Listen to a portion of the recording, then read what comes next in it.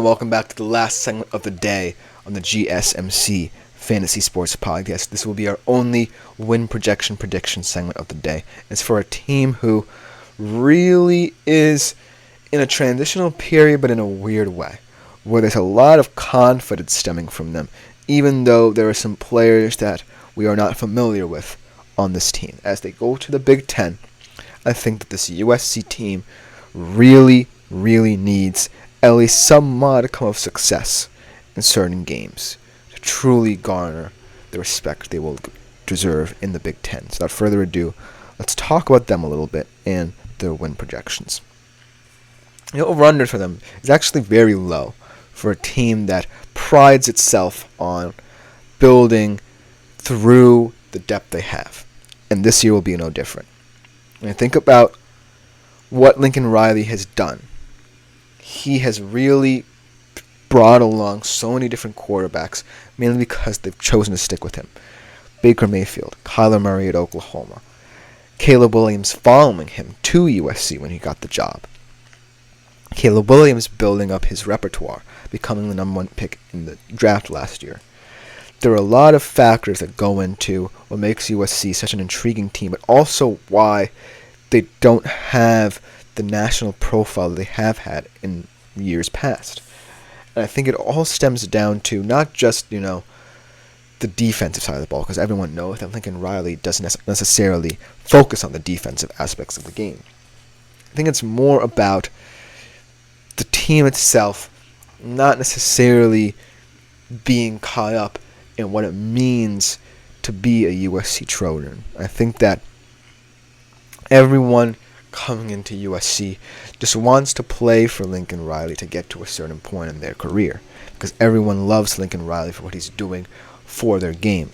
But I don't necessarily think it's for the sake of winning and competing. That's what Lincoln Riley wants to do. He did it with Oklahoma, and if he wants to do it with USC, something has to change within the program, the players itself, to really buy into that mindset. And I think this year is going to be much tougher, because in the Big Ten, I think that while there will be certain games where USC should feel it can compete, it just doesn't necessarily profile as a scary team, because you don't know who is going to be the new guy to step up on offense to really help USC move the difference between 6 or 7 wins or maybe 8 or 9 wins. And so the over-under feels appropriate right now. 7.5 wins. And the only reason I'm taking the over is because if Lincoln Riley can get the best out of Miller Moss, we'll talk about a little bit throughout this segment, then I do believe that USC has just enough to get past the Big Ten teams that they should be beating on their schedule. But at the end of the day, when I think about how they profile nationally right now, and I view all these other teams who are hopeful, even if they themselves are kind of in quote-unquote transitional periods, there's more hype surrounding them than I feel there is with USC. And I feel like there's a little bit of a disconnect between player and coach when it comes to total buy-in to a plan that they can get to the CFP in the future. I think that USC needs to find a nice happy medium where all the players can buy in, realize that this isn't the year they can compete, but know that they want to compete in the future. And Lincoln Riley has to figure out kind of that way to get that into their minds quickly. Let's talk about their roster for a second. Let's start off with Miller Moss. There is a lot of hype surrounding him, supposedly because of that Holiday Bowl that he had. 6 touchdowns, 300 yards. It certainly seems like he won over a lot of people. But I'm still skeptical, because when I look at players who are in a similar situation to him, Nico Yamalieva, you think about maybe you can throw Avery Johnson in there. Even a guy like Connor Wigman, who really did assume the starting role at Texas A&M, but injuries kind of beset him there. I don't necessarily think you should place as much weight in that one game as people think, because if I think about the basis that Lincoln Riley has to work with, I think that we already kind of knew that Baker Mayfield and Kyler Murray had the star potential to them before, Baker Mayfield had experience at Texas Tech before Oklahoma. Kyler Murray kind of worked his way through the system as well. And Caleb Williams, of course, was willing to follow him to USC to learn under his tutelage. Learn under him at Oklahoma for a little bit. Miller Moss is someone who hasn't had that. Yes, he sat behind Caleb Williams, saw what the offense should look like, understands that Lincoln Riley expects a lot out of him being the QB in the system, but I just don't see how it will translate to a Big Ten where he's going to have to grow up quick.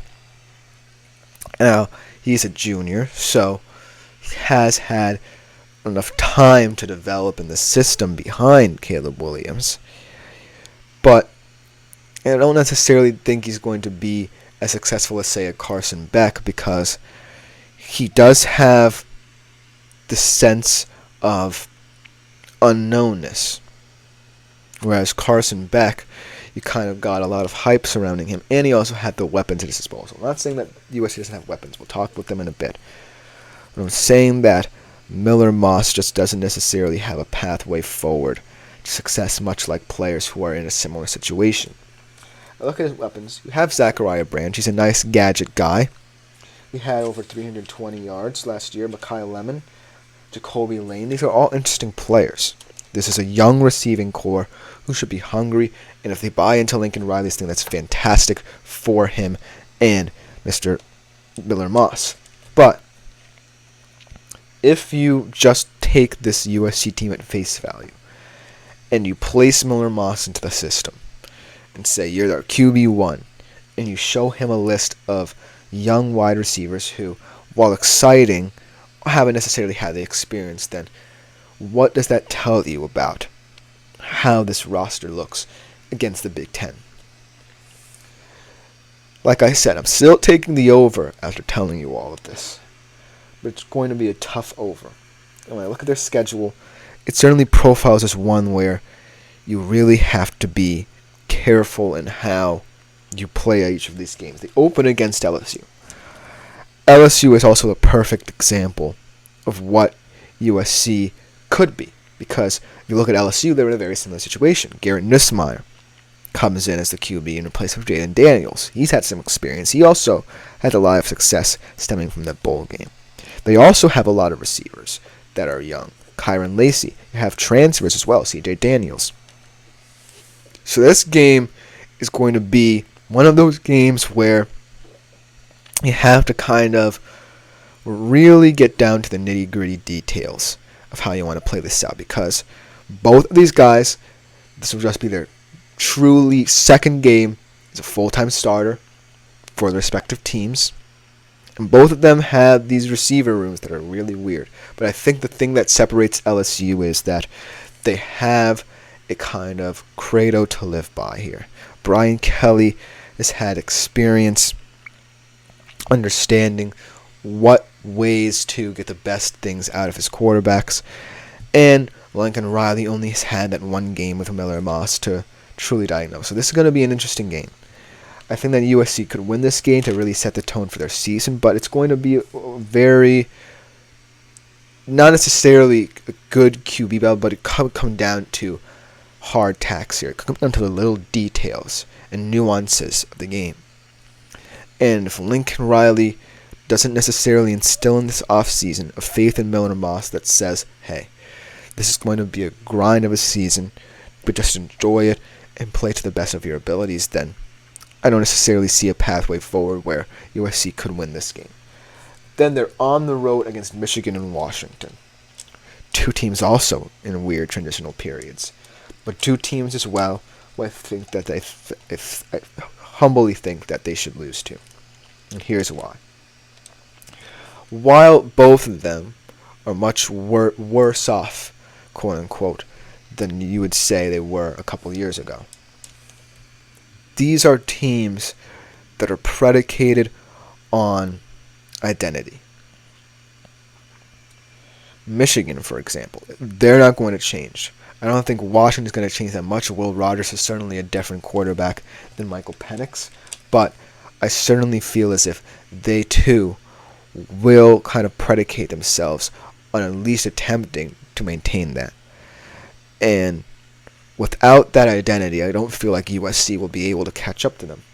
And then 2 games that I think are winnable for them are Penn State at home and Notre Dame at home. Those are the games that they should really target, because that's where I think you can take advantage of, potential systems not necessarily being fully gelled. At Penn State, that Drew Allers had his struggles as well.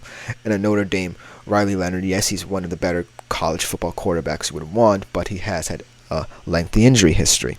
So at the end of the day, it's all about whether or not you believe that Lincoln Riley can instill in Miller Moss a faith that he is the right guy. Because if you place your faith in Miller Moss from the get-go and you really let him loose, then I think you'll have the necessary freedom to surprise people. But if he doesn't have that freedom to play to the best of his abilities, then I don't necessarily see much hope for USC. Well, just about do it for this show. Thank you guys yet again for tuning in. This has been the GSMC Fantasy Sports Podcast. Please remember to like, follow, and subscribe if you do feel so inclined to the show and the network. It's a huge support to everyone concerned. Leave a tip donation for now at the link gsmc.cloud. It could change in the future, but for now, gsmc.cloud is the way to go. Thank you guys yet again. We'll be back better than ever tomorrow to finish off the week. We will see you then.